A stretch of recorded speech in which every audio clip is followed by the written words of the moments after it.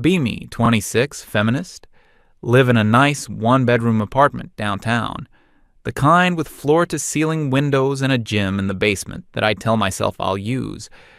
I'm an HR manager for a huge logistics company. Think trucks, warehouses the size of small towns, and an army of guys in high-vis vests. My job is mostly about policies, performance reviews, and fostering a positive workplace culture. That means I spend my days in a climate-controlled office with an ergonomic chair and a ficus plant I named Brenda. My reality is emails, Zoom calls, and spreadsheets filled with key performance indicators and employee satisfaction metrics. A few months ago, we had our quarterly operations meeting. I was presenting a new wellness initiative, PowerPoint slides with smiling stock photos and words like synergy and holistic well-being. The warehouse manager, a tired-looking guy in his 50s, chimed in. He said his team was struggling, that the pick-and-pack targets were too aggressive, and guys were reporting back injuries. I put on my best HR smile, the one that's friendly but firm. I told him the targets were aligned with industry best practices. I suggested the real issue was probably improper lifting techniques. Maybe we could schedule a mandatory workshop on ergonomics. We could even subsidize gym memberships to encourage core strength development. I saw him just stare at his screen on the Zoom call, then slowly nod. He knew he wasn't going to win. I felt a little pang of victory. Efficiency and policy over anecdotal complaints. That's how a modern business is run. Later that week, a driver named Gary sent me an email. He'd been on the road for 4 straight days, hit his 14-hour limit twice, and was asking for an extra day off to recover before his next long haul. I checked his record. He was technically within the legal operational limits. His request was based on feeling burnt out. I typed up a polite but standard rejection, mentioned the current driver shortage and the importance of meeting delivery schedules. I remember leaning back in my chair and sighing. It felt like the men in this company were always complaining, always finding a reason why they couldn't just do the job. I posted in my private group chat with my female colleagues. Just had to tell a driver he can't have a day off because he's tired. Imagine if these guys had to deal with our reality for a week. They wouldn't last a day. The chat filled with laughing emojis and messages of agreement. It felt good. A little bit of solidarity in a world of male drama. The company threw a corporate party a while back. One of those cheap and cheerful events in a rented-out conference room with a cash bar and a bad DJ. I was having a glass of white wine, chatting with some people from accounting. Eventually, I found myself in a circle with a few of the drivers and warehouse guys, including Gary. The topic somehow turned to work-life balance. I made a comment, something about how office stress is a unique kind of exhausting, the mental load, the emotional labor of managing people. One of the guys chuckled. Try loading a 50-foot trailer in the middle of July, then talk to me about an exhausting day. I couldn't let that slide. I said that the whole idea of men's work was an outdated social construct, that any reasonably fit woman could do what they do, and probably with less complaining. They all just looked at me. Not angry, more amused. That's when Gary spoke up. He wasn't smiling. He just looked me dead in the eye and said, "Talk is cheap, Jane. Why don't you prove it?" The whole circle went quiet. He said, "One day. That's all I'm asking. Work a single shift on the warehouse floor with the crew, from clock in to clock out. Then you can tell us how easy it is." All eyes were on me. The guys, my colleagues from the office, everyone was waiting to see what I'd do. Backing down would mean losing face completely. I'd be the HR lady who talks a big game but can't back it up. My pride took over. I lifted my chin and said, "Fine. I'll be there Monday morning. What time's check-in?" Gary just nodded slowly. Shift starts at 8. Monday morning came way too fast. My alarm went off at 6:30 a.m. It was still dark outside. I put on my best yoga pants and an expensive athletic top. If I was going to do manual labor, I was going to do it with moisture-wicking technology. I got to the warehouse, and the sheer scale of it hit me. It was a giant metal box under a gray, overcast sky. The air smelled like diesel fumes and damp concrete. The noise was the first thing I noticed inside. A constant, deafening roar of machinery, beeping forklifts, and the rumble of conveyor belts. The shift supervisor gave me a high-vis vest and a pair of steel-toed boots that felt like they were made of lead. They were scuffed and worn. I wondered how many people had worn them before me. He also handed me a scanner gun and a pair of work gloves. My station was on the inbound receiving line. A massive conveyor belt brought in a steady stream of boxes from newly arrived trucks. My job was simple: grab a box, scan the barcode, and stack it on the correct pallet based on the code that popped up on my scanner's screen. The boxes weren't huge, but they were dense. Books, machine parts, canned goods. Most were between 20 and 30 pounds. For the first half hour, it was almost fun, a novelty. I was moving, I was active, I was proving my point. I smiled at the guys working next to me. "Not so bad," I shouted over the noise. They just grunted in response, never breaking their rhythm.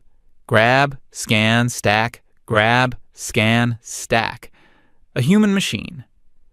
By the 1 hour mark, the novelty was gone. My arms were starting to feel heavy. A dull ache was setting up shop between my shoulder blades. The athletic top was a mistake. I was sweating, but the warehouse was cold and drafty. The boxes just kept coming, an endless river of brown cardboard. I tried to keep up with the pace of the men on either side of me. They moved with an economy of motion I couldn't replicate. No wasted steps, no hesitation. Their bodies were just programmed for this. Mine was not. 2 hours in, the pain started. Not just an ache, but a sharp burning sensation in my lower back every time I bent over. My hands, even through the gloves, were raw. The rough edges of the cardboard were like sandpaper. My legs started to feel shaky. I looked at the clock on the wall. 10:15 a.m. I had almost 8 hours left. A wave of panic washed over me. There was no way I could do this for 8 more hours. But I couldn't quit. I absolutely could not quit. I would never hear the end of it. So I just put my head down and kept moving. Grab, scan, stack. Lunch break was at noon. A bell blared, and the entire warehouse seemed to power down in an instant. The sudden silence was jarring. I followed the stream of workers to the break room. I collapsed onto a plastic chair.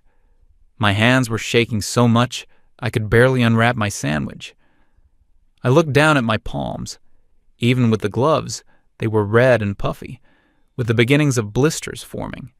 The men around me were eating quickly, methodically. They weren't laughing or chatting. Most were just staring at their phones or off into space, conserving energy. No one looked at me. I was an outsider, a tourist in their world of exhaustion. I managed to eat half my sandwich before the bell blared again, signaling the end of the break. Getting up from that chair was one of the hardest things I've ever done. Every muscle in my body screamed in protest. The afternoon was a blur of pain. The fatigue was like a physical weight on my body. My brain felt foggy. I started making mistakes. I put a box on the wrong pallet.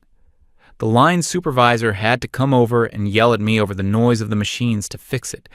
His face wasn't angry, just exasperated. I felt my cheeks burn with shame. I was slowing everyone down.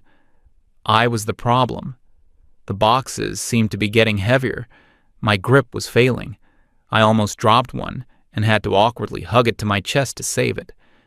My confident smile from the morning felt like a memory from another lifetime. All I could think about was the clock. Watching the second hand tick by felt like physical torture. Around 3 p.m. it happened. I reached for a particularly awkward box. My muscles screamed, and my grip just gave out. The box, full of what felt like bricks, tumbled to the concrete floor, the corner splitting open. I just stared at it, frozen. I didn't have the energy to even bend down. One of the younger workers, a kid who couldn't have been more than 20, stopped what he was doing and came over. I braced myself for a sarcastic comment, a smirk, and "I told you so." But he didn't say anything. He just effortlessly picked up the heavy box, tucked the broken flap back in, and placed it on my pallet for me. Then he looked at me, and in his eyes, I saw something that broke me. It wasn't anger. It wasn't amusement. It was pity. It was the look you give a small animal you find struggling on the side of the road, a gentle, sad, and slightly condescending sorrow. He knew I was out of my league. He knew I was in pain. He knew I didn't belong here. And that look, that single moment of unsolicited compassion, felt more humiliating than any insult. It was a confirmation of everything I had spent years denying, that there was a difference. And in this place, on this day, I was on the wrong side of it. He gave a small nod and went back to his own work, leaving me standing there, completely shattered. The final hour of the shift was an out-of-body experience. I moved on autopilot. My body was a machine that was breaking down, but it hadn't stopped running yet. When the final bell rang, I almost cried with relief. I dropped my scanner on a bench and practically limped towards the exit. I didn't say goodbye to anyone. I couldn't even look at them. I got to my car, a nice, clean sedan that looked completely out of place in the gravel parking lot full of old pickup trucks. I fell into the driver's seat and just sat there for 10 minutes, not moving. My hands were trembling on the steering wheel. My back was a solid knot of pain. A fine layer of cardboard dust covered my clothes and my hair. I caught my reflection in the rearview mirror. My face was pale and smudged with dirt. My eyes were red-rimmed and hollow. I looked like a ghost. Driving home, every little bump in the road sent a jolt of pain through my spine. When I finally got back to my pristine apartment, I stood in the middle of my living room and just looked around. The quiet, the clean air, the soft couch. It felt like a different planet. I had survived one day, and I knew with a certainty that chilled me to the bone that they would all be back there tomorrow, doing it all over again. I woke up the next morning feeling like I'd been in a car crash. Every single muscle ached. Getting out of bed was a 10-minute process of careful, strategic movements. My hands were the worst. Red, swollen, and decorated with angry blisters on the palms and fingers. Just making a fist was agony. I looked at myself in the bathroom mirror. The ghost from yesterday was still there, but now with dark circles under her eyes. My first thought was to call in sick, to just curl up in bed and pretend the whole thing never happened. But my pride, what was left of it, wouldn't let me. Quitting after one day on the warehouse floor was one thing, but I had told them I could do their jobs, and a warehouse was only part of the operation. A stupid, stubborn thought took root in my exhausted brain. I'm not done yet. I grabbed my phone, my fingers fumbling with the screen. I found the number for the transport supervisor. I told him I wanted to ride along on a delivery route for the day, to see the full picture. There was a long pause on the other end of the line. I could almost hear him thinking, "Is this woman crazy?" But he just said, "Okay. Be at the dispatch depot at 9. We'll put you with a courier." The dispatch depot was even more chaotic than the warehouse floor. A frantic ballet of vans, drivers shouting, and scanners beeping. The weather had turned. A cold, miserable rain was starting to fall, turning the asphalt yard into a sea of puddles. They paired me with a quiet, middle-aged driver who introduced himself, but I immediately forgot his name. He was just a face under a worn-out baseball cap. He didn't seem thrilled to have me along. He just pointed to the passenger seat of his small delivery van and grunted. The van was old, the heater barely worked, and the passenger seat had a permanent sag. It smelled of stale coffee and wet cardboard. The first few hours were a dizzying sequence of short drives and frantic dashes through the rain. I thought my job was to just watch. I was wrong. The driver handed me a smaller scanner and a stack of packages. "You take the odd-numbered houses on this street. I'll take the even." So I spent the morning running from the van to people's doorsteps, trying to shield packages from the rain, my aching body protesting every step. My nice yoga pants were soaked through in minutes. The cold seeped into my bones. Navigating the city from the perspective of a delivery driver was a nightmare. Endless traffic, no parking, one-way streets that the GPS didn't seem to know about. We had to double park constantly, earning us angry honks and shouted curses from other drivers. Every stop was a race against the clock. Find the address, find the package in the back of the van, run to the door, get a signature if needed, and run back. There was no time to rest, no time to think, just constant stressful motion. By lunchtime, we were already behind schedule. We ate greasy burgers in the van, parked in a loading zone, the rain hammering on the roof. The driver barely spoke. He just ate his food and stared out the windshield with a look of profound resignation. I realized this wasn't a bad day for him. This was just a day. The afternoon brought the moment I wouldn't forget. We were running about 20 minutes late for a delivery in a nice suburban neighborhood. The delay was because of an accident that had shut down a major road. Not our fault, but the customer doesn't care about that. I was the one who had to take the package to the door. It was a large, awkward box containing some kind of kitchen appliance. I trudged up the long, pristine driveway, the rain plastering my hair to my face. I was shivering. A woman in her 40s, wearing expensive-looking athleisure wear, opened the door before I could even ring the bell. She didn't say hello. She just launched into a tirade. How she'd been waiting all day. How her entire schedule was ruined because of our incompetence. How she was going to call customer service and file a formal complaint. I stood there on her porch, soaking wet, cold, and exhausted, holding her heavy package, while she yelled at me.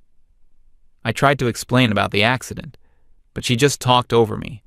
"I don't want to hear your excuses. Just give me my package." I handed it to her. She snatched it out of my hands and slammed the door in my face. No thank you, no tip, just pure, unadulterated rage. I walked back to the van in a daze. As I climbed back into the passenger seat, a memory hit me so hard it felt like a physical blow. I remembered sitting in a meeting just a few months prior, looking at a report on customer complaints. I had made a comment to a colleague. Some of these courier complaints are so dramatic. It's just a late package, not the end of the world. I had laughed. Sitting there in that cold, damp van, I wasn't laughing anymore. By the time we finished the route, it was dark. My whole body felt like one giant bruise. But the stubbornness wasn't gone. It had morphed into something else. A strange, masochistic need to see it all the way through. When I got home, I didn't even shower. I called the warehouse supervisor. I told him I wanted to work the night shift, sorter. He was clearly shocked. "Jane, are you sure?" "That's a 12-hour shift, from 10 p.m. to 10 a.m. I told him I was sure. I think he was too stunned to argue. Showing up at the warehouse at 10 p.m. was a surreal experience.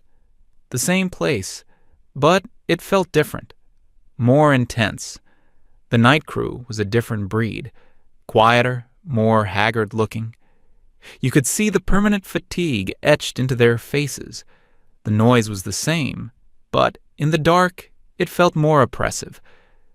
The bright fluorescent lights seemed to hum with a frantic, sleepless energy. My job was on the main sorting line, a massive, high-speed conveyor belt that carried thousands of packages. My task was to read the destination code on each package as it flew by, grab it, and toss it into the correct massive bin behind me. The speed was insane. There was no time to pause. The packages never stopped coming. One every 2 or 3 seconds. Miss one, and it screws up the whole system. The first couple of hours were manageable. My body was screaming, but the adrenaline and the sheer focus required kept me going. But around 1 a.m., the exhaustion hit me like a tidal wave. The air in the warehouse was freezing cold. I couldn't stop shivering. My eyes started to burn from staring at the endless stream of packages under the harsh lights. My hands, already blistered, were now being scraped and cut by the edges of the cardboard boxes. I stopped feeling the pain and just registered a dull, constant throbbing. Around 3:30 a.m., I started to lose it. My vision was blurring. My reaction time slowed. I missed a package, then another. A supervisor had to come over and switch me to a slower, less critical task, stacking empty plastic totes. It was a demotion, and I knew it. But I was too tired to even feel embarrassed. I don't remember much of the next few hours. It was a monotonous hell of lifting and stacking. My mind started to wander. I looked at the men around me. Why were they doing this? I knew the answer was money, obviously. But this was more than just a job. This was a physical sacrifice. Were they doing it for their families? For a mortgage? To put their kids through school? What kind of life did you have when you spent your nights in this cold, loud, punishing place and your days trying to sleep while the sun was up? All those times I had sat in my comfortable office, reviewing their pay scales and benefits packages, I had never once considered the reality of what that money cost them. It wasn't just their time, it was their bodies, their health, their sleep. Around 4 a.m., I felt like I was going to collapse. I told the supervisor I needed a 5-minute break. I stumbled towards the restroom, my legs feeling like they were made of wet cement. The restroom was just a concrete box with a few stalls and a dirty sink. I didn't even bother with a stall. I just slid down the wall and sat on an overturned bucket in the corner, putting my head in my hands. I was trying not to cry. I was just trying to breathe. The door opened, and one of the other workers came in. It was Jeffrey, a guy who looked to be in his late 40s, with deep lines of exhaustion around his eyes. He saw me huddled in the corner. I expected him to ignore me, or maybe even laugh. He just walked over to the vending machine, fed in a few crumpled bills, and got a can of some cheap, high-caffeine energy drink. He walked over and held it out to me. I looked up, confused. He gave me a small, tired smile. "Here," he said, his voice raspy. "Don't worry about it. You're not the first person from corporate to think this is easy." He sat down on another bucket near me and let out a long sigh.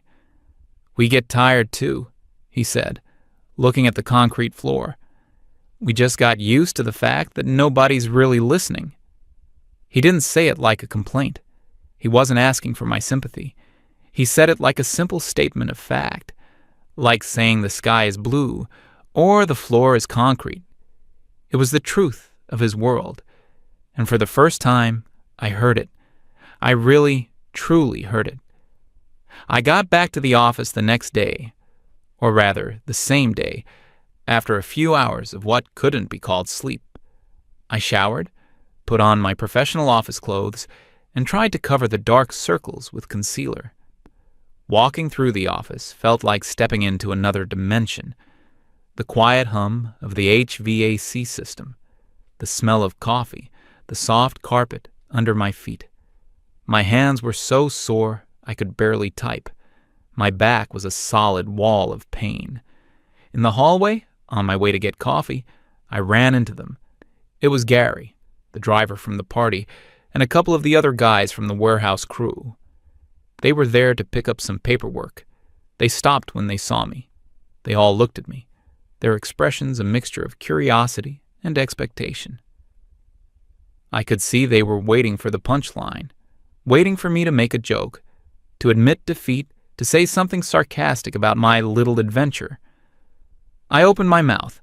The old me, the me from 4 days ago, had a dozen snappy comebacks ready, but they wouldn't come out. I looked at their faces. Then I looked down at my own hands, at the raw, blistered skin peeking out from under my cuffs. I looked back at them. My voice was quiet, barely a whisper. "Thank you," I said. "Thank you for what you do." I walked past them without another word, heading for my office. I could feel their eyes on my back. I heard one of them mutter, "What was that about?" I didn't look back, but in the stunned silence I left behind, I knew something had fundamentally changed. Not just for them, for me.